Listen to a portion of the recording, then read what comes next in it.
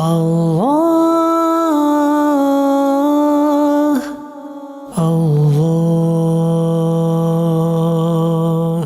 الحمد للہ رب العالمین والصلاة والسلام علی سید المرسلین اما بعد فاعوذ باللہ من الشیطان الرجیم بسم اللہ الرحمن الرحیم الصلاة والسلام علیک یا رسول اللہ وعلی آلک واصحابک یا حبیب اللہ الصلاة والسلام علیک یا نبی اللہ وعلی آلک واصحابک یا نور اللہ۔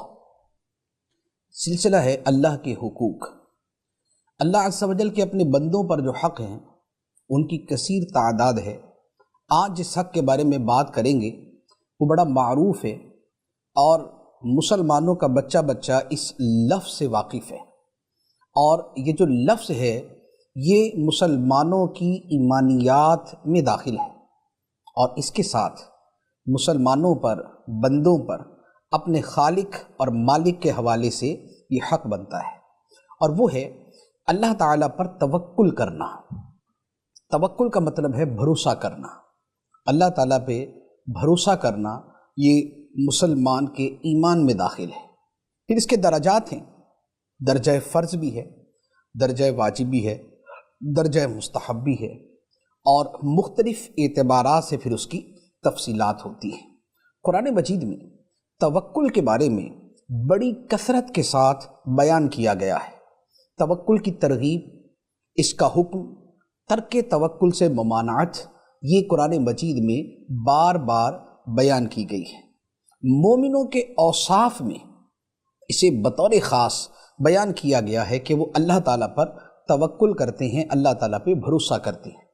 اسی طرح نبی کریم صلی اللہ تعالیٰ علیہ وآلہ وسلم کی احادیث طیبہ میں بھی اس مضمون کو بڑی وضاحت کے ساتھ بیان کیا گیا، اور پھر انبیاء علیہم السلام کی سیرت، صحابہ کرام کی زندگی اور اولیاء کرام کی جو حیات مبارکہ ہے اس میں اس کے واقعات بڑی کثرت کے ساتھ موجود ہیں، بلکہ یہ وہ موضوع ہے کہ جس پر جدا گانا علماء کرام نے تصانیف کی ہیں، کتابیں لکھی ہیں، اور جو بڑی بڑی تصوف کی کتابیں ہیں، حدیث کی کتابیں ہیں، ان میں اس پر کلام کیا گیا ہے۔ جیسے تصوف کی مایہ ناز اور مشہور کتاب احیاء العلوم ہے، اسی طرح کیمیا سعادت ہے، اسی طرح منہاج العابدین ہے، یہ امام غزالی رحمۃ اللہ علیہ کی کتابیں ہیں۔ اس میں توکل کے بارے میں ٹھیک ٹھاک مقدار میں مواد، یعنی کہ اس کے بارے میں کانٹینٹ جو ہے وہ میسر ہے۔ اسی طرح قوت القلوب تصوف کی مشہور کتاب، امام ابو طالب مکی رحمۃ اللہ علیہ کی مشہور کتاب ہے، یہ مکتبۃ المدینہ سے شائع شدہ ہے، یہ اصل عربی زبان میں ہے۔ اس میں بھی توکل کا باب بڑا وسیع و عریض بیان کیا گیا ہے۔ توکل کے خوبصورت واقعات، اس کے بارے میں حکم قرآنی، اس کے بارے میں صوفیہ کرام کے اقوال، پھر اس کے ساتھ اس میں صوفیہ کرام کے جو واقعات ہیں وہ بھی بڑی خوبصورتی سے بیان کیے گئے ہیں۔ اس کے علاوہ بھی آپ تصوف کی کوئی کتاب اٹھائیں، اس میں توکل کا باب آپ کو ضرور ملے گا۔ مثال کے طور پہ رسالہ قشیریہ ہے، مشہور کتاب ہے۔ اسی طرح کشف المحجوب داتا صاحب رحمۃ اللہ علیہ کی ہے، اس میں بھی توکل کے بارے میں باقاعدہ باب موجود ہے، اور جو اس کی تعریفات کی گئی ہیں وہ مختلف درجوں کے اعتبار سے بیان کی گئی ہیں۔ توکل کا ایک وہ اعلیٰ درجہ ہے جو اللہ کے نبیوں کو حاصل ہوتا ہے، ایک توکل کا وہ درجہ ہے جو مقربین بارگاہ الہی کو حاصل ہوتا ہے، اکابر اولیاء کرام کو میسر ہوتا ہے۔ ایک وہ درجہ ہے جو عام مسلمانوں کے لیے ہے، اور ایک وہ درجہ ہے جو بنیادی طور پر ایمان میں شامل ہے کہ بندہ اللہ تعالیٰ کو کارساز حقیقی سمجھے کہ حقیقتاً کام بنانے والا اللہ تعالیٰ ہے، اسباب کا خالق اللہ تعالیٰ ہے، دنیا میں جو کچھ ہوتا ہے وہ خدا کی مشیت اور اس کے ارادے سے ہوتا ہے۔ ما شاء اللہ کانا و ما لم یشاء لم یکن، جو اس نے چاہا وہ ہوا، جو اس نے نہ چاہا وہ نہ ہوا۔ یہ مشیت اور یہ ارادہ الہیہ، یہ توکل کے ساتھ وہ صورت ہے کہ جو ہمارے ایمان کا حصہ ہے۔ قرآن مجید میں اس حوالے سے جو آیات مبارکہ ہیں، تو میں نے عرض کیا کہ کہیں توکل کا حکم دیا گیا، کہیں اس کی ترغیب بیان کی گئی، کہیں اس کے فضائل بیان کیے گئے، اور کہیں اسے مومنوں کے اوصاف میں رکھ کے بیان کیا۔ چند آیات عرض کرتا ہوں۔ اللہ تعالیٰ قرآن مجید میں ارشاد فرماتا ہے، سورہ آل عمران آیت نمبر 159۔ نبی کریم صلی اللہ تعالیٰ علیہ وآلہ وسلم کو حکم دیتے ہوئے اللہ تعالیٰ نے ارشاد فرمایا، فَإِذَا عَزَمْتَ فَتَوَكَّلْ عَلَى اللَّهِ إِنَّ اللَّهَ يُحِبُّ الْمُتَوَكِّلِينَ۔ تو جب تم کسی کام کا پختہ ارادہ کر لو، طے کر لو کہ یہ کام کرنا ہے، تو فرمایا فَتَوَكَّلْ عَلَى اللَّهِ، تو پھر اللہ پر بھروسہ کرو، بے شک اللہ بھروسہ کرنے والوں کو پسند فرماتا ہے۔ دو باتیں ارشاد فرمائی۔ پہلی بات تو یہ فرمائی کہ بندہ اپنے اسباب کے اعتبار سے، اپنی سمجھ کے اعتبار سے، اپنی مشاورت کے اعتبار سے، مختلف لوگوں سے مشورہ کر کے جب ایک کام کو فائنل کر لیتا ہے کہ مجھے یہ کرنا چاہیے، تو اب یہ بندے کے جو اختیار میں تھا وہ اس نے کر لیا۔ اب اس کے بعد کیا کرے گا؟ فرمایا فَتَوَكَّلْ عَلَى اللَّهِ، اب اللہ پہ بھروسہ کر، اب نتیجہ خدا پہ چھوڑ دے، اب کارساز حقیقی سے اپنی امیدیں جوڑ لو، اب جو ہوگا وہ رب کرے گا۔ تو یہ حکم کے اعتبار سے فَتَوَكَّلْ عَلَى اللَّهِ، تو بھروسہ کر اللہ پر، اور اس کے ساتھ اللہ تعالیٰ نے توکل کرنے والوں کی فضیلت بیان فرما دی کہ یہ تو اللہ کے پیارے بندے ہیں، یہ اللہ کے محبوب ہیں، یہ اللہ کے دوست ہیں۔ ان اللہ یحب المتوکلین، بے شک اللہ توکل کرنے والوں کو پسند فرماتا ہے، انہیں دوست رکھتا ہے۔ تو یہ توکل کی فضیلت اور توکل کا حکم ہے جو قرآن مجید میں بیان فرمایا گیا۔ دوسری آیت مبارکہ میں اللہ تبارک و تعالیٰ ارشاد فرماتا ہے، وَعَلَى اللَّهِ فَلْيَتَوَكَّلِ الْمُؤْمِنُونَ، اور اللہ ہی پر مومنوں کو توکل کرنا چاہیے، بھروسہ کرنا چاہیے۔ یہ حکم کا انداز ہے، اور یہ حکم جو ہے یہ اللہ تعالیٰ نے مومن کی صفت کے ساتھ بیان فرمایا کہ جو مومن ہے اس کا ایمان تقاضا کرے گا کہ وہ اللہ تعالیٰ پہ بھروسہ کرے، اور اللہ ہی پر بھروسہ کرے۔ کارساز حقیقی صرف اس مالک حقیقی، اس قادر مطلق اور اس خالق کل کو مانے۔ اللہ ہی پر مومنوں کو توکل کرنا چاہیے، بھروسہ کرنا چاہیے۔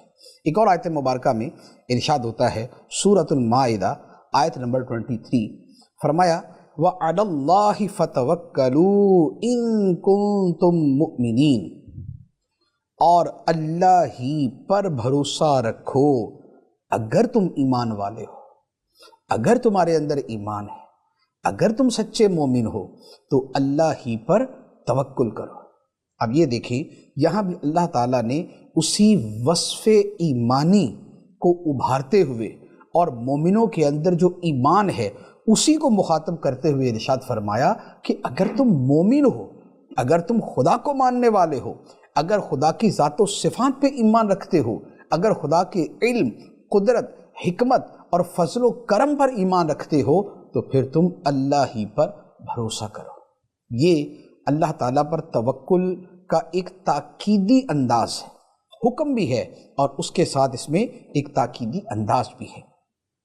ایک اور آیت مبارکہ جس میں اللہ تعالیٰ نے اہل ایمان کے وصف کے طور پہ اسے بیان فرمایا کہ یہ ان کی صفات ہیں۔ سورۃ الانفال کے شروع میں ارشاد ہوتا ہے، آیت نمبر ہے 2، ارشاد فرمایا انما المؤمنون الذین اذا ذکر اللہ وجلت قلوبہم وَإِذَا تُلِيَتْ عَلَيْهِمْ آيَاتُهُ زَادَتْهُمْ إِيمَانًا وَعَلَىٰ رَبِّهِمْ يَتَوَكَّلُونَ۔ فرمایا کہ مومن تو صرف وہ ہیں، آپ الفاظ اور اس کے انداز پر غور کریں، فرمایا کہ مومن تو صرف وہ ہیں، کون؟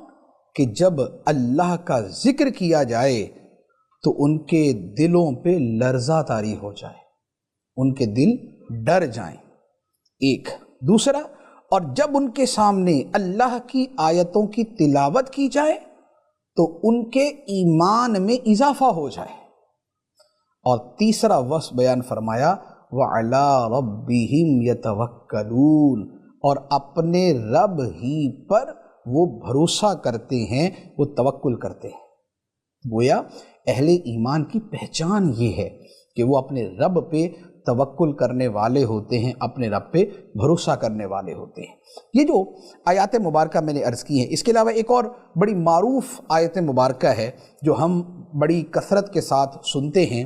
اللہ تعالیٰ ارشاد فرماتا ہے، سورۃ توبہ کی آیت ہے، آیت نمبر 129، ارشاد فرمایا حسبی اللہ لا الہ الا ہو علیہ توکلت وہو رب العرش العظیم۔ تو تم کہہ دو کہ مجھے اللہ کافی ہے، مجھے اللہ کافی ہے، اس کے سوا کوئی معبود نہیں، اسی پر میں نے بھروسہ کیا، اور وہ عرش عظیم کا مالک ہے۔ یہ وہ آیت مبارکہ ہے جو ہم روز مرہ میں بھی اپنے اوراد و وظائف میں سے شامل رکھتے ہیں۔ حسبی اللہ لا الہ الا هو علیہ توکلت وہو رب العرش العظیم۔ یہ آیت مبارکہ جس کی بڑی فضیلت بیان کی گئی، بلکہ حدیث مبارک میں یہاں تک فرمایا گیا کہ جو یہ آیت مبارکہ صبح و شام 7 مرتبہ پڑھے، اللہ تعالیٰ اس کے تمام کاموں میں اسے کفایت فرمائے گا، یعنی اس کے سارے کام اللہ تعالیٰ پورے کر دے گا۔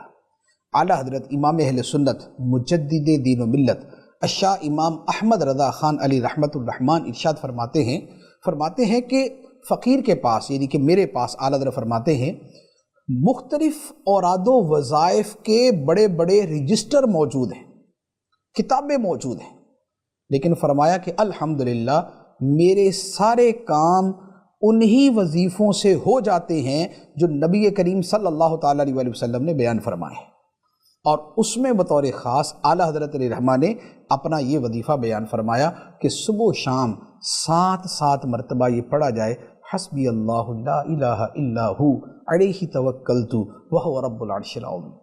اس وظیفے کو آپ شامل کر لیں، آپ کی زندگی کے کام سدھرنا، سنورنا اور بننا شروع ہو جائیں گے اور پورے ہونا شروع ہو جائیں گے، آپ کے مقاصد پایہ تکمیل کو پہنچنا شروع ہو جائیں گے۔ لیکن اس کے ساتھ جس چیز کی طرف اشارہ مقصود ہے وہ یہ ہے کہ اللہ تعالیٰ نے اپنے حبیب علیہ السلام کو بطور خاص فرمایا کہ اے حبیب تم کہو کہ مجھے اللہ کافی ہے، اس کے سوا کوئی معبود نہیں، اسی پر میں نے بھروسہ کیا، اور وہ عرش عظیم کا مالک ہے۔ تو یہ توکل ہے کہ جس کا یہاں پر درس دیا گیا۔ ایک اور آیت مبارکہ جس میں بڑے جاندار انداز میں توکل کا بیان ہے، سورۃ الفرقان میں ارشاد ہوتا ہے، فرمایا وَتَوَكَّلْ عَلَى الْحَيِّ الَّذِي لَا يَمُوتُ، اور بھروسہ کر اس زندہ ذات پر جسے موت نہیں آئے گی، اس اللہ پر بھروسہ کر جسے موت نہیں آئے گی۔ بندہ زندگی کے معاملات میں بہت سے لوگوں پہ بھروسہ کرتا ہے، اسباب کی حد تک بہت ساری چیزوں کے ساتھ انسان کا تعلق واسطہ ہوتا ہے، اور وہ شریعت کا حکم ہے کہ ان کو اختیار کرے، لیکن جو دل کا حقیقی اعتماد ہے وہ خدا کی ذات پہ ہونا چاہیے۔ اور یہ جو دنیا کے جن افراد کے اوپر بندہ بڑا مان رکھتا ہے، رب تعالیٰ نے آیت مبارکہ میں ان کی طرف اشارہ بھی فرما دیا کہ ان کو تو موت آ جائے گی۔ ایک آدمی بڑا بھروسہ رکھتا ہے کہ جناب میرا فلاں رشتہ دار ہے، وہ بڑا پاور والا ہے، بڑی طاقت والا ہے، اقتدار والا ہے، میرے کام آ جائے گا۔ کوئی آدمی بھروسہ کرتا ہے فلاں افسر، فلاں وزیر، فلاں جو ہے وہ بڑے عہدے والا میرے سارے کام بنا دے گا، لیکن کب تک؟ کیا اس عہدے والے کو، کیا اس طاقت والے کو، کیا اس اقتدار والے کو موت نہیں آئے گی؟ جب اس کو موت آ گئی ختم ہو گیا معاملہ۔ اب وہ وزیر تھا یا بہت بڑا وزیر تھا یا سب سے بڑا وزیر تھا، وہ بادشاہ تھا یا وہ فوج کا سپہ سالار تھا یا وہ کچھ بھی تھا، کیا ہوا؟ موت آ گئی تو ختم۔ اب تو لوگ بھی اس کو لفٹ ہی کرائیں گے، لوگ بھی جو ہے وہ موسٹلی تو یہی ہوتا ہے کہ ادھر موت آئی لوگ اپنا تعلق ختم کر کے فارغ، بہت زیادہ ہوا تو کچھ عرصہ سلسلہ چلتا رہتا ہے۔ تو رب فرماتا ہے کہ یہ جو دنیا کے یہ جو ظاہری سہارے ہیں، ان کو ظاہری حد تک تو بس اعتماد کیا جائے، لیکن اصل بھروسہ اور اصل توکل خدا کی ذات پہ ہونا چاہیے، جس سے کبھی موت نہیں آنی۔ جو حی ہے، جو قیوم ہے، جو زندہ ہے، اوروں کو زندگی دینے والا، اوروں کو قائم رکھنے والا، جو کائنات کو بنانے والا، بدیع السماوات والارض، آسمان و زمین کو بغیر کسی سابقہ مثال کے پیدا کرنے والا ہے، ہر شے کو بنانے والا، ہر شے کا پیدا کرنے والا ہے، اس ذات پہ بھروسہ کرو، اسے کبھی موت نہیں آنی۔ نہ موت ہے، نہ اونگ ہے، نہ نیند ہے۔ لا تأخذہ سنۃ ولا نوم۔ رب کی طرف سے یوں نہیں ہے کہ بھئی دن کے وقت تو رابطہ کیا جائے، رات کے وقت رابطہ نہ کیا جائے۔ دنیاوی اعتبار سے تو یہی ہوتا ہے، انسان کا کسی بھی بڑے سے بڑے آدمی سے تعلق ہے، وہ یہ کہے گا کہ بھئی جو میرے آرام کا وقت ہے اس وقت تو تنگ نہیں کرو مجھے، فلاں وقت میں سوتا ہوں، فلاں وقت میں کھاتا ہوں، اس وقت مجھے یہ کام ہوتا ہے، تو میری مصروفیت ہوتی ہے، تھوڑا سا ذرا میرے وقت کا خیال کیا کرو۔ اللہ تعالیٰ یہ نہیں فرماتا۔ اللہ تعالیٰ نے یہ پابندی نہیں لگائی کہ دن کے وقت رابطہ کیا جائے، رات کو رابطہ نہ کریں، یا رات کو رابطہ کیا جائے، دن کے وقت رابطہ نہ کیا جائے۔ کیوں؟ اس لیے کہ رب ایسے عوارض سے، ایسے حوادث سے اور ایسی چیزوں سے پاک ہے کہ جو مخلوق کو پیش آتی ہیں، جو مخلوق کو عارض آتی ہیں۔ رب فرماتا ہے لا تأخذہ سنۃ ولا نوم، اسے نہ نیند آتی ہے، نہ اسے اونگ آتی ہے۔ ولا یؤودہ حفظہما، آسمان و زمین کی حفاظت خدا کو تھکاتی نہیں ہے، اللہ تعالیٰ اکتاتا نہیں ہے، تھک نہیں جاتا۔ اللہ تعالیٰ تھکاوٹ سے پاک ہے، وہ نیند اور اونگنے سے پاک ہے، وہ موت اور لا علمی سے پاک ہے، وہ عجز اور کمزوری سے پاک ہے، وہ ساری قدرتوں والا، سارے اختیارات والا ہے، خالق ہے، مالک ہے، رازق ہے، رب ہے، رب العالمین ہے۔ تو فرمایا وَتَوَكَّلْ عَلَى الْحَيِّ الَّذِي لَا يَمُوتُ، اور بھروسہ کر اس زندہ ہستی پر جسے موت نہیں آئے گی، جو ہمیشہ سے ہے، ہمیشہ تک رہے گا، جو ازلی ابدی ہے، جو واجب الوجود ہے، جس کا ہونا ضروری اور جس کا نہ ہونا محال، ناممکن ہے، یہ اس کی ذات ہے۔ تو یہ قرآن مجید کی آیات مبارکہ جن میں اللہ تبارک و تعالی نے توکل کا حکم ارشاد فرمایا۔ احادیث مبارکہ بھی اس موضوع پر کثیر ہیں۔ نبی کریم صلی اللہ تعالی علیہ وآلہ وسلم نے توکل کرنے کی فضیلت بیان فرمائی، اور کیا ہی خوبصورت فضیلت بیان فرمائی۔ مسلم شریف کی حدیث مبارک ہے، نبی کریم صلی اللہ تعالی علیہ وآلہ وسلم نے ارشاد فرمایا کہ میری امت میں سے 70,000 افراد بغیر حساب کے جنت میں چلے جائیں گے۔ 70,000 افراد، تو اور کیسے؟ بغیر حساب کے۔ لوگوں سے تو پوچھا جائے گا تو نے کیا کیا، نمازیں تیری پوری تھیں یا نہیں، روزے تیرے پورے تھے یا نہیں، تو نے فلاں کام صحیح طریقے سے کیا یا نہیں کیا، یہ والی عبادات سر انجام دیں، یہ والے حقوق پورے کیے۔ تو لوگوں سے تو ایک ایک شے کا حساب ہوگا نا، خدا کی بارگاہ میں پیش ہوگا، نامہ اعمال دیا جائے گا، کسی کو دائیں ہاتھ میں، کسی کو بائیں ہاتھ میں، اور اس سے پوچھا جائے گا، اعمال کا وزن کیا جائے گا۔ فمن ثقلت موازینہ، کسی کے نیکیوں کا پلڑا بھاری ہوگا، ومن خفت موازینہ، اور کسی کے نیکیوں کا پلڑا ہلکا ہوگا۔ تو یہ ایک پورے کا پورا قیامت کے دن کے واقعات ہیں، لیکن اس میدان محشر میں، اس گرمی کی شدت میں، اس حساب کے درمیان، اس میزان عمل پہ اعمال کے تولے جانے کے موقع پر 70,000 بندہ وہ ہوگا کہ جنہیں اللہ تبارک و تعالی بغیر حساب لیے جنت میں داخل فرما دے گا۔ سبحان اللہ، اللہ تعالی ہمیں بھی ان میں شامل فرمائے، اور اللہ تعالیٰ یہ جو 70,000 ہیں اللہ تعالیٰ ان میں شامل فرمائے، یا ان میں ہر ایک کے ساتھ مزید 70,000 ہوں گے، اللہ تعالیٰ ان میں شامل فرمائے، لیکن ہم بغیر حساب کے جو ہے وہ جنت میں داخل ہو جائیں۔ تو اب نبی پاک صلی اللہ تعالیٰ علیہ وسلم نے فرمایا، مسلم شریف کی روایت، فرمایا کہ میری امت میں سے 70,000 افراد بغیر حساب کے جنت میں داخل ہوں گے۔ صحابہ کرام نے عرض کی من ہم یا رسول اللہ، یا رسول اللہ وہ کون ہوں گے؟ کیونکہ صحابہ کرام کا تو معاملہ یہ تھا نا کہ ان کو جنت کا پتہ چلتا تھا تو فوراً پوچھتے تھے یا رسول اللہ کیسے ہم جنت میں چلے جائیں، کیسے ہم جنت میں جائیں گے، ہمیں عمل بتائیں۔ نبی پاک صلی اللہ علیہ وآلہ وسلم جسے جو عمل بتاتے تھے اسے پکا کر کے بیٹھ جاتا تھا، بس یہ کروں گا جنت میں جانا ہے۔ جنت کا شوق، جنت میں جانے کی رغبت، دلوں میں جنت میں جانے کا ولولہ، کیونکہ جنت خدا کی رضا کا مقام ہے، رب کی ملاقات کا مقام، خدا کے دیدار کا مقام ہے، نیکوں کی ملاقات اور صحبت کا مقام ہے۔ وہاں ان سے ملاقات ہوگی، نبیوں سے، ولیوں سے، صدیقین سے، شہیدوں سے جنت کے اندر ملاقات ہوگی۔ بندہ ان کی صحبت میں بیٹھے گا، ان کے پاس بیٹھے گا۔ اور یہ جو تھے ان کی تو سبحان اللہ شان ہی جدا، جن کا یہاں ذکر کیا گیا کہ 70,000 بغیر حساب کے۔ تو صحابہ کرام نے کہ من ہم یا رسول اللہ، یا رسول اللہ یہ کون ہوں گے، یہ کون خوش نصیب ہیں؟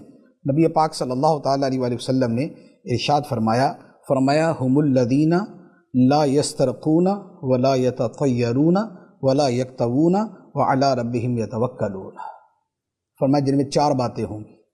ایک بات یہ کہ وہ یہ جو زمانہ جاہلیت کے دم اور جھاڑ پھونک اور اس طرح کی چیزیں ان میں نہیں پڑیں گے۔ جو زمانہ جاہلیت کے اندر الٹے سیدھے الفاظ پڑھ کے پھونکے مارتے تھے بیماریوں کے اندر، تو فرمایا کہ وہ ان میں نہیں پڑیں گے، ایک بات۔ دوسری بات فرمایا ولا یتطیرون، وہ بدشگونی نہیں لیں گے، بدفعلی نہیں لیں گے۔ اس کی تھوڑی سی میں تفصیل عرض کرتا ہوں۔ تیسری بات فرمائی ولا یکتوون، اور وہ آگ سے داغ نہیں لگوائیں گے۔ آگ سے داغ لگوانا جو ہے یہ علاج کا ایک طریقہ تھا کہ جس میں انتہائی گرم جو ہے نا وہ سلاخ کے ساتھ بھڑکتی ہوئی آگ کی طرح جو سلاخ ہوتی تھی اس کے ساتھ جو ہے وہ ایک زخم کے اوپر داغا جاتا تھا، اور یہ علاج بڑا شدید تکلیف دہ ہوا کرتا تھا۔ تو یہ زمانہ جاہلیت سے یہ چلتا آ رہا تھا، اس زمانے میں بھی تھا۔ تو فرمایا کہ جو یہ علاج نہیں کرواتے اس میں نہیں پڑتے، یہ تیسری بات۔ چوتھی بات ارشاد فرمایا وعلی ربہم یتوکلون، یہ جو بغیر حساب کے جنت میں داخل ہوں گے ان کا چوتھا وصف یہ ہوگا کہ یہ اللہ پر، اپنے رب پر سچا بھروسہ کرتے ہوں گے، توکل کرتے ہوں گے۔ یہ 4 اوصاف جن میں ہوں گے بغیر حساب کے جنت میں داخل ہوں گے۔ اب یہ جو 4 بیان کیے گئے، اسی تھوڑی سی میں تفصیل عرض کر دوں تاکہ اس حوالے سے کچھ جو ہے نا وہ جو کلیئرٹی ہے وہ ہو جائے۔ پہلی بات فرمائی کہ وہ جھاڑ پھونک نہیں کرواتے۔ جھاڑ پھونک سے مراد دم کرنا، لیکن اس سے مراد وہ والے دم نہیں ہیں جو خود نبی پاک صلی اللہ علیہ وسلم سے ثابت ہے، کیونکہ ایسا نہیں ہو سکتا کہ نبی پاک صلی اللہ تعالیٰ علیہ وسلم ایک عمل کریں اور وہ معاذ اللہ برا ہو اور اسے روکا گیا ہو اور وہ توکل کے خلاف ہو اور اس کے بارے میں یہ ہو کہ یہ والا کام نہ کیا جائے، ایسا نہیں ہو سکتا۔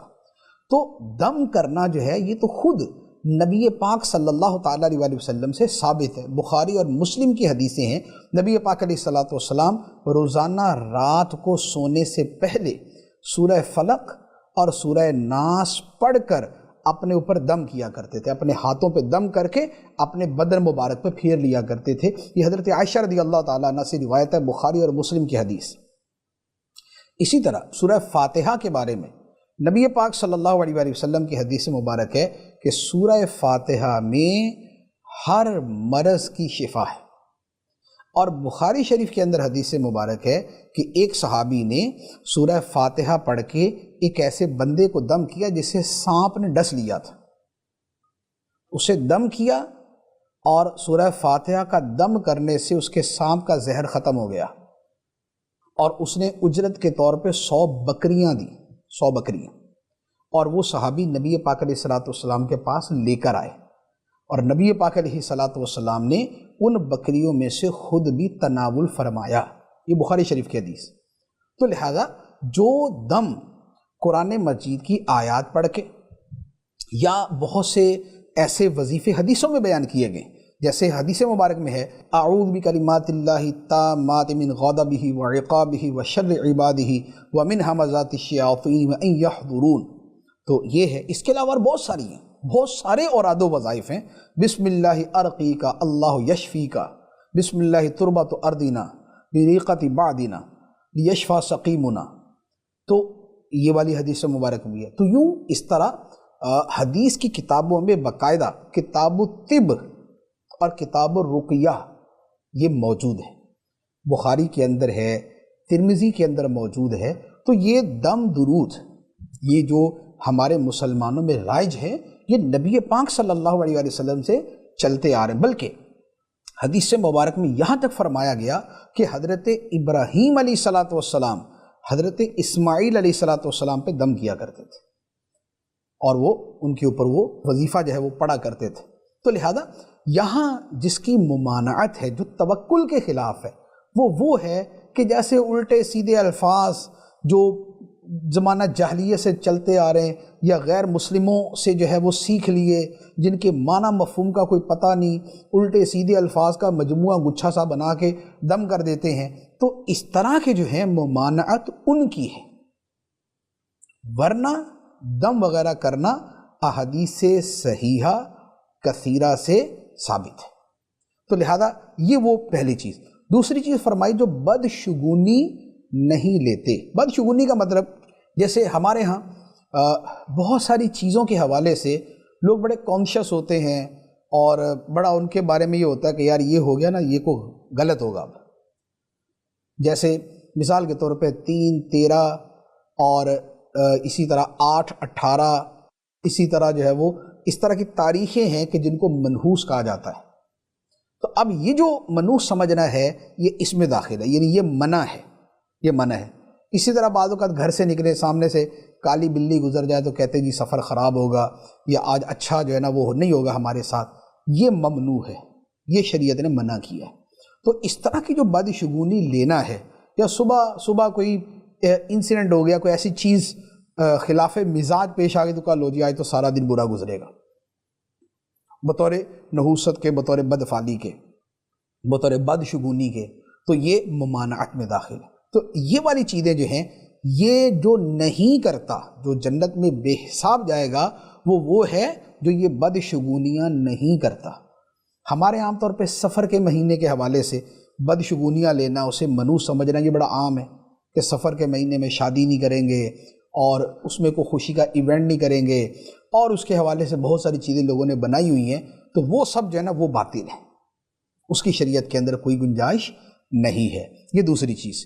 تیسری چیز جو بیان فرمائی ولا یکتوون، یہ وہ ہے جو میں نے عرض کیا کہ ایک جو ہے وہ گرم آگ کی طرح سلاخ سے جو ہے یہ علاج کیا کرتے تھے، دانے وغیرہ کچھ نکلتے تھے تو اس کو جلاتے تھے اس کے ساتھ، تو اتنا شدید تکلیف دہ یہ علاج تھا، تو اس سے نبی پاک صلی اللہ تعالیٰ علیہ وسلم نے منع فرمایا۔ تو یہ 4 وصف جس بندے میں ہوں، ایک تو یہ ہے کہ وہ یہ جہالت والے اور جاہلیت والے جو دم اور جھاڑ پھونکا یہ نہ کرے، دوسرے نمبر پہ بدشگونیاں نہ کرے، تیسرے نمبر پہ وہ جو آگ سے علاج والا معاملہ ہے وہ نہ کرے، اور چوتھے نمبر پہ یہ ہے اللہ پر سچا بھروسہ کرے۔ تو جس کی زندگی میں یہ 4 اعمال داخل ہوں گے، فرمایا بے حساب جنت میں جائے گا۔ ہم دعا بہت کرتے ہیں کہ اللہ ہماری بے حساب بخشش فرما دے، ہمیں بے حساب جنت میں داخلہ عطا فرما دے۔ نبی پاک صلی اللہ تعالیٰ علیہ وسلم نے اس کا طریقہ عطا فرما دیا، یہ طریقہ۔ تو بہرحال جو اصل ہمارا کلام چل رہا تھا وہ تھا توکل کے حوالے سے، کہ توکل کی فضیلت نبی پاک صلی اللہ تعالیٰ علیہ وآلہ وسلم نے کتنی بیان فرمائی۔ ایک اور حدیث عمر عرض کرتا ہوں، ترمذی شریف کی حدیث ہے، سیدنا عمر فاروق رضی اللہ تعالیٰ عنہ روایت کرتے ہیں، نبی کریم صلی اللہ تعالیٰ علیہ وآلہ وسلم نے ارشاد فرمایا کہ اے لوگو، اگر تم اللہ پر ایسا توکل کرو جیسا توکل کرنے کا حق ہے، صحیح والا توکل کرو، اگر اللہ تعالیٰ پہ پورا توکل کرو تو فرمایا کہ تمہیں ایسے ہی رزق دیا جائے گا جیسے پرندوں کو رزق دیا جاتا ہے۔ پرندے اپنے گھر سے نکلتے ہیں خالی پیٹ، واپس آتے ہیں بھرے پیٹ۔ تو جیسے اللہ تعالیٰ پرندوں کو رزق عطا فرماتا، کبھی ایسا تو نہیں ہوا کہ پرندہ شام کو بھوکا گھر پہ آ جاتا ہے کہتا چلو کل دیکھیں گے، نہیں، خالی پیٹ جاتا ہے، اللہ تعالیٰ کہیں نہ کہیں اس کو رزق عطا فرمائی دیتا ہے۔ اب پرندہ کیسے نکلتا ہے؟ اللہ کے بھروسے پہ، خدا پہ بھروسہ کرتے ہوئے، خدا پہ توکل کرتے ہوئے نکلتا ہے، اور اللہ تعالیٰ اس کو بھوکا نہیں رکھتا، اسے پیٹ بھر کر ہی واپس بھیجتا ہے۔ تو نبی پاک صلی اللہ تعالیٰ علیہ وسلم نے فرمایا کہ اے لوگو، اگر تم اللہ پر ایسا توکل کرو جیسا توکل کا حق ہے تو تمہیں ایسے رزق دیا جائے گا جیسے پرندوں کو رزق دیا جاتا ہے، کہ بندہ صبح گھر سے نکلے گا، شام تک اللہ تعالیٰ اسے اس کی روزی عطا فرما دے گا۔ یہ توکل کی فضیلت۔ اچھا، اب یہاں پر ایک چیز جو تھوڑی سی تفصیل طلب ہے، وضاحت طلب ہے، وہ یہ ہے کہ یہاں یہ مراد نہیں ہے کہ بندہ گھر سے نکلے اور کرے ورے کچھ نہیں، ایسا نہیں۔ پرندوں کا کیا فرمایا؟ پرندے اپنے گھونسلے سے نکلتے ہیں کیا کرنے؟ رزق کی تلاش میں۔ پرندے کوشش کرتے، وہ دیکھتے، جگہ دیکھتے، کہیں پانی ملتا ہے، کہیں دانے ملتے ہیں، کہیں کچھ ملتا ہے، تو پرندے کوشش کرتے ہیں تو اللہ تعالیٰ کو عطا فرماتا ہے۔ تو یہی مراد ہے انسانوں کے حوالے سے کہ انسان خدا پہ توکل کر کے اپنے گھر سے نکلے، کوشش کرے تو اللہ تعالیٰ اسے رزق عطا فرما ہی دے گا۔ یہ نہیں ہوگا کہ بندہ کوشش کرے اور پھر بھی خدا اسے رزق نہ عطا فرمائے۔ یہ مراد نہیں کہ بندہ گھر پہ بیٹھا رہے، نہ ہاتھ ہلائے، نہ منہ ہلائے، نہ کچھ حرکت کرے، نہ کوئی کام کرے اور اسے بیٹھے بٹھائے رزق مل جائے، یہ اس سے مراد نہیں۔ نبی پاک صلی اللہ تعالیٰ علیہ وسلم سب سے بڑے متوکل، سید المتوکلین، اللہ پر توکل کرنے والوں کے سردار، ان کے آقا، ان میں سب سے بڑے متوکل، لیکن نبی پاک صلی اللہ تعالیٰ علیہ وسلم بھی اسباب اختیار فرماتے تھے۔ نبی پاک علیہ الصلوۃ والسلام جب ہجرت کی رات نکلے، غار ثور میں تشریف لے گئے، تو اب دشمن سے بچنا تھا تو اسباب اختیار کیے۔ غزوہ بدر میں جانا تھا تو صحابہ کرام کو باقاعدہ تیار کیا، ان کی صف بندی کی، ان کے لیے تلواریں اور اونٹ اور گھوڑے جتنے میسر ہوئے اتنوں کا اہتمام کیا گیا، اور اس کے بعد اب نتیجہ خدا پہ چھوڑا، خدا نے فتح عطا فرما دی۔ تو لہٰذا اسباب کا اختیار کرنا یہ توکل کے خلاف نہیں بلکہ توکل میں داخل ہے۔ نبی پاک صلی اللہ تعالیٰ علیہ وسلم کے توکل کا ایک واقعہ عرض کرتا ہوں کہ جب بندہ خدا پہ پورا بھروسہ کرتا ہے تو اللہ تعالیٰ کیسے اس کی مدد فرماتا ہے۔ بخاری شریف کی حدیث ہے، نبی کریم صلی اللہ تعالیٰ علیہ وسلم ایک مرتبہ ایک غزوے سے واپس تشریف لا رہے تھے۔ واپسی میں کسی جگہ پر قیام کیا، قافلہ ٹھہر گیا، اور صحابہ کرام نے مختلف جگہوں پہ اپنا جو ہے وہ بستر وغیرہ لگا لیا، خیمے لگا لیا، آرام کرنے کے لیے ٹھہر گئے۔ نبی پاک صلی اللہ تعالیٰ علیہ وسلم نے آرام کے لیے ایک ببول کا درخت تھا، ببول ایک کانٹوں والا ایک درخت ہوتا ہے، تو نبی پاک صلی اللہ علیہ وسلم اس ببول کے درخت کے نیچے آرام فرمانے لگے۔ یہ دوپہر کا وقت تھا، قیلولہ تھا یہ، اور سرکار علیہ الصلوۃ والسلام نے اپنی تلوار ہے وہ اس درخت پہ لٹکا دی، اور خود آقا کریم علیہ الصلوۃ والسلام سو گئے۔ اب ہوا کیا کہ اب جب سارے لوگ سوئے ہوئے تھے، وہ سارے تھکے ہوئے تھے، تو سب سو گئے، تو ایک کافر کہیں سے نکل آیا، مشرک ایک کافر کہیں سے نکلا، اور اس نے آ کے دیکھا کہ اللہ کے رسول تو یہاں پر سو رہے ہیں اور باقی بھی سب لوگ سوئے ہوئے، اور تلوار بھی لٹک رہی ہے۔ تو اس نے کیا کیا، آہستہ سے اس نے تلوار اٹھائی، اور تلوار اٹھا کے وہ نبی پاک صلی اللہ تعالیٰ علیہ وسلم کی طرف بڑھا، آپ پہ حملہ کرنے کے لیے۔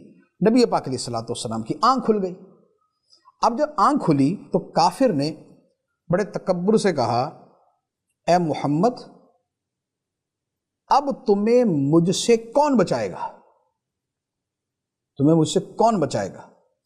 نبی پاک صلی اللہ تعالیٰ علیہ وسلم نے بڑے سکون سے جواب دیا، اللہ بچائے گا۔ نبی پاک علیہ الصلوۃ والسلام نے جب یہ الفاظ فرمائے، اس کافر کے ہاتھ سے تلوار چھوٹ گئی، سرکار دو عالم صلی اللہ علیہ وآلہ وسلم کے اس توکل کی ہیبت سے اس کافر کے ہاتھ سے تلوار چھوٹ گئی۔ اب تلوار چھوٹی تو نبی پاک علیہ الصلوۃ والسلام نے اٹھا لی اور فرمایا کہ اب یہ بتاؤ کہ تمہیں مجھ سے کون چھڑائے گا، تمہیں مجھ سے کون بچائے گا؟ تو اس نے کہا کوئی نہیں، اس نے کافر نے کہا کوئی نہیں۔ نبی پاک صلی اللہ تعالی علیہ وآلہ وسلم نے اس کافر کو معاف کر دیا اور چھوڑ دیا۔ اب یہ تو نبی پاک علیہ الصلوۃ والسلام کا عفو درگزر کہ آپ نے اس کافر پہ قدرت پا کر بھی اس سے بدلہ نہیں لیا کہ تمہیں موقع ملتا تو تم تو نہ چھوڑتے، تم نے تو اپنی طرف سے تلوار اٹھا لی اور حملہ کرنے کے لیے تیار تھے اور کچھ بھی کر سکتے تھے، لیکن اب تم میرے قبضے میں ہو تو اب میں تمہیں بتاتا ہوں کیا کیا جاتا ہے۔ نبی پاک صلی اللہ تعالیٰ علیہ وآلہ وسلم اپنی ذات کے معاملے میں لوگوں کو معاف فرما دیتے تھے، تو نبی پاک علیہ الصلوۃ والسلام نے معاف کر دیا۔ لیکن اس سے جو پہلے جو درمیان میں ہوا وہ کیا تھا کہ سرکار دو عالم صلی اللہ علیہ وآلہ وسلم کا جو خدا پہ توکل اور بھروسہ ہے وہ دیکھنے کا ہے کہ صحابہ کرام سوئے ہوئے، کافر موجود ہے، تلوار اس کے ہاتھ میں ہے، نبی پاک علیہ الصلوۃ والسلام غیر مسلح ہیں، آپ کے ہاتھ میں کچھ بھی نہیں ہے، ہتھیار نہیں ہے، جواب دینے کے لیے چیز نہیں ہے، لیکن سرکار علیہ الصلوۃ والسلام اپنے رب پہ بھروسہ کرتے ہوئے فرماتے ہیں مجھے اللہ بچائے گا۔ تو یہ آقا کریم علیہ الصلوۃ والسلام کا وہ توکل کہ جو امت کے لیے مثال بھی تھا، امت کے لیے نمونہ بھی تھا۔ اب یہ جو توکل کا جو پورا ایک معاملہ ہے، اس حوالے سے کچھ تفصیلات جو ہے وہ میں عرض کرتا ہوں۔ توکل کا جو پس منظر ہے، جو پس منظر ہے، جو اس کا بیک گراؤنڈ ہے وہ کیا ہوتا ہے؟ دیکھیں، توکل میں کچھ چیزیں وہ ہیں جن کا تعلق ہمارے عقیدے کے ساتھ ہے، ہمارے عقیدے کے ساتھ اس کا تعلق ہے، اور اس کے بعد پھر کچھ چیزیں وہ ہیں جن کا تعلق اسباب کے ساتھ ہوتا ہے۔ تو جو توکل کے بیک گراؤنڈ میں چیزیں ہیں جو ہماری بیلیفز اور ہمارے عقائد میں سے ہیں، ان کے حوالے سے میں عرض کرتا ہوں، اس کے بعد جو بقیہ چیزیں ہیں انشاءاللہ پھر وہ ہم نیکسٹ سلسلے میں بیان کریں گے۔ ہمارا ایمان یہ ہے، ہمارا عقیدہ یہ ہے کہ اس دنیا میں ہر شے اللہ کے اذن سے اور اس کی اجازت سے ہوتی ہے، یعنی اس کا ارادہ اور اس کی مشیت ہوتی ہے تو ہوتا ہے۔ اللہ تعالیٰ ارادہ فرماتا ہے تو بارش برستی ہے، زمین سے کھیتی اگتی ہے، کوئی پیدا ہوتا ہے، کوئی مرتا ہے۔ خدا کا اذن ہوتا ہے تو ہوتا ہے، خدا کا اذن نہ ہو تو کچھ نہیں ہو سکتا۔ یہ ہمارا پہلا عقیدہ۔ دوسرا عقیدہ یہ ہے کہ اللہ تعالیٰ کے جو افعال ہیں، جو اللہ تعالیٰ جو ہے کائنات کے اندر جو تصرف فرماتا ہے، اس کا ظہور اسباب کی صورت میں ہوتا ہے۔ موسٹلی جو اسباب ظاہرہ ہیں ان کی صورت میں ہوتا ہے۔ کیسے؟ مثال کے طور پہ اگر آگ جلتی ہے تو آگ جلنے کے پیچھے سبب ہے، جو گیسز کا ملاپ ہے کہ جس سے آگ بنتی ہے، تو ان گیسز کا ملاپ ہوتا ہے تو آگ وجود میں آتی ہے۔ آگ بنتی ہے تو اس سے تپش پیدا ہوتی ہے، سورج نکلتا ہے تو اس سے حرارت اور روشنی ملتی ہے۔ اسی طریقے سے بادل جو ہے وہ بنتے ہیں تو ان سے بارش برستی ہے۔ تو اللہ تعالیٰ بارش عطا فرماتا ہے، اللہ تعالیٰ روشنی عطا فرماتا ہے، اللہ تعالیٰ جو ہے وہ حدت اور گرمی عطا فرماتا ہے، موسموں کو تبدیل فرماتا ہے، لیکن ان سب کے پیچھے اسباب کا ایک پورا سلسلہ ہے۔ ہوائیں چلتی ہیں، ایک جگہ سے اٹھتی ہیں، دوسری جگہ جاتی ہیں، وہاں موسم کو تبدیل کر دیتی ہیں۔ جیسے ہمارے یہاں، اگر ہم یہاں کراچی کے حوالے سے بات کریں، یہاں پر اگر ٹھنڈ پڑے تو ہم کہتے ہیں جناب یہ کوئٹہ کی ہوائیں چلی، کہ کوئٹہ سے ہوائیں آئی ہیں اور ان سے یہ ہمارے یہاں ٹھنڈک ہو گئی، یا ہمارے خطے کے اندر اگر ٹھنڈک ہو تو ہم کہتے ہیں سائبیریا کی ہوائیں آئی ہیں۔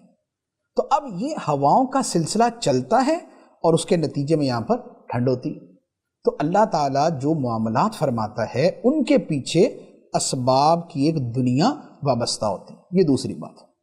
تیسری بات یہ کہ اگرچہ یہ چیزیں اسباب کے ذریعے ہوتی ہیں لیکن خدا اسباب کا پابند نہیں ہے۔